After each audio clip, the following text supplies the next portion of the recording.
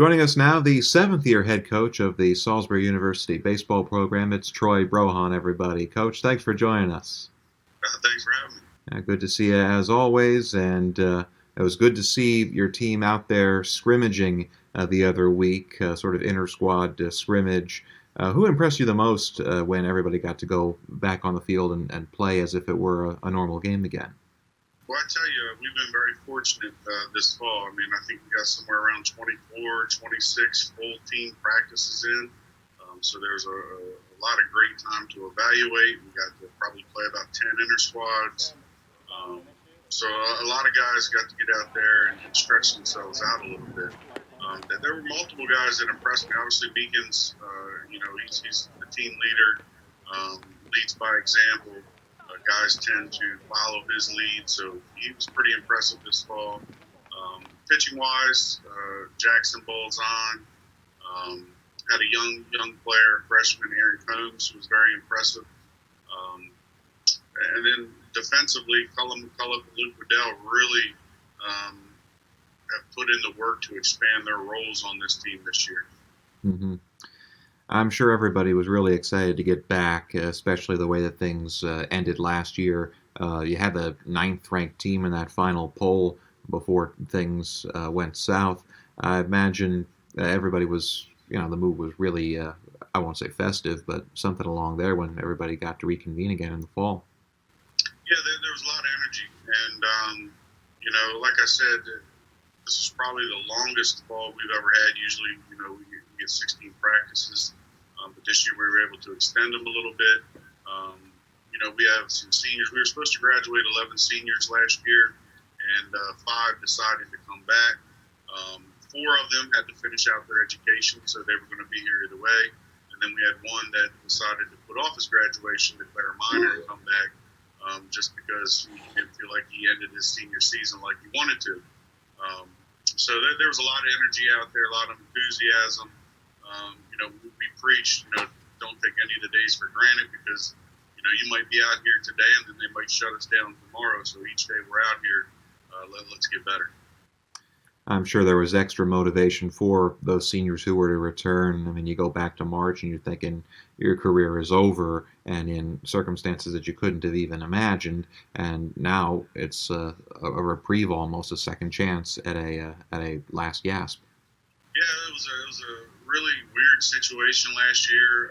Our last game of the season, like you said earlier, we were number 9, and I think we were playing Shenandoah, and they were number 12. And we had a really back and forth ball game that we came out on top of at the end. And when the last pitch was thrown and we got the last out, I'm shaking the coach's hand. The guys, are congratulating each other, and we're going to talk to them down the left field line. And my athletic director comes out and says, "Hey, we're done for right now. No postseason."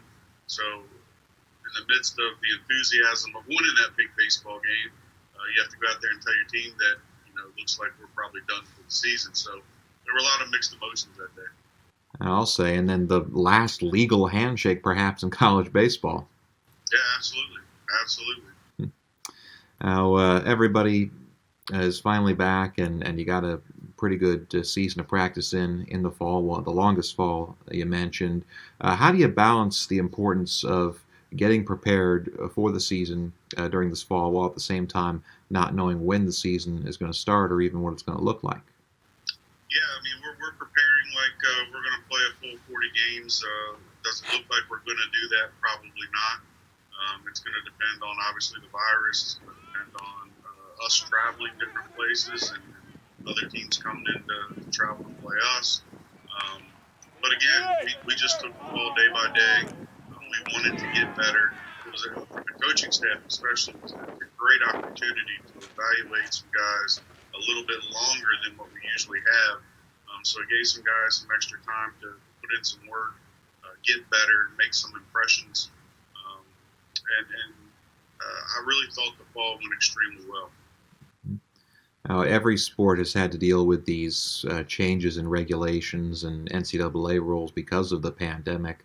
Are there any COVID-related changes to the rules that you've seen that you like and hope that they keep when the pandemic ends?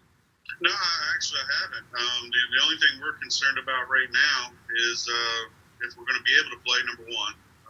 If we're going to play, how many games are we going to play? And then how are we going to get there? How are we going to get teams here? Because obviously there's going to be testing. I mean, every day this fall you have to temperature check the players, we wear masks, we get COVID tested every Monday. I'm sure there's going to be COVID testing probably a little more extensive when we get to the spring. And how that's going to relate to teams coming in and us traveling is probably going to be the big thing. And assuming we get to the season and get to play some spring games, who are some newcomers to the program that you think fans should keep an eye on? Well, I think we had 10 or 11 new guys come into the program this year. Really excited about a couple young arms. Aaron Combs, who's a local kid here, a right-hand pitcher from J.M. Bennett High School. He came in and he pitched like a seasoned veteran, to be honest with you. Really good stuff. Very poised on the mound. Very impressed with him and his outings. We got to extend him out a little bit. Justin McDermott out of Gaithersburg, Benji Thalheimer out of Athelton. These guys were very impressive in the fall as well. We also had a couple guys that played with us as a freshman. For whatever reason, didn't make the team last year, came back out this year, and Scott Cameron really swung the bat very well, and Robbie Hollenbach, a left-hand pitcher, came back and I mean, night and day compared to his freshman year to now, and he really was very impressive.